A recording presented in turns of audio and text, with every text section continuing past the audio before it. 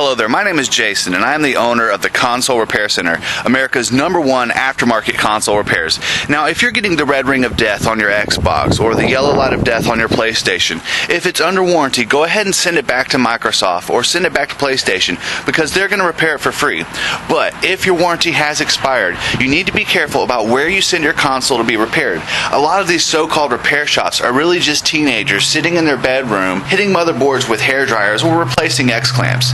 That's not the type of repair that you're looking for. At the Console Repair Center, we have professional technicians with professional equipment to give you a true BGA rework that you need to get you back in the game.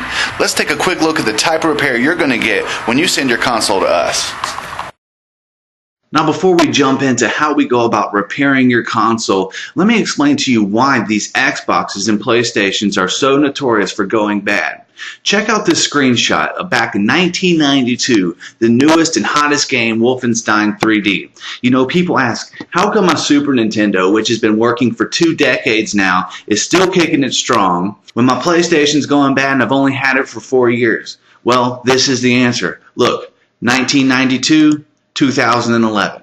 1992, 2011. These are some screenshots of the new Call of Duty Black Ops. I mean, look at that. It's amazing how much detail. Each little character has eyeballs and eyelashes. Not only that, but you're able to have complete control. Back in 1992, when this is what we were playing, we didn't have to worry about motherboards going bad. Now here's the question.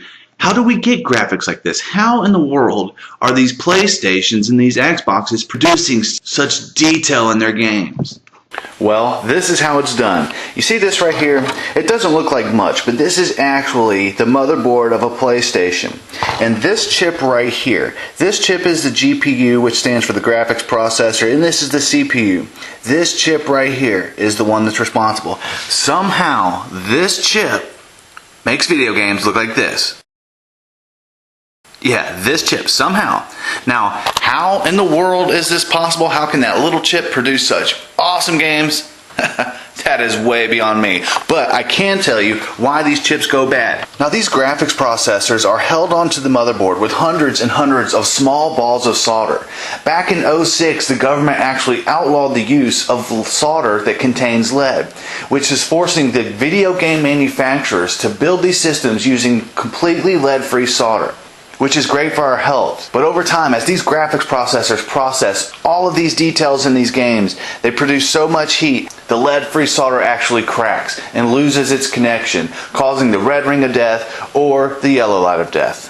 What you're looking at here is one of our professional BGA workstations repairing an Xbox motherboard.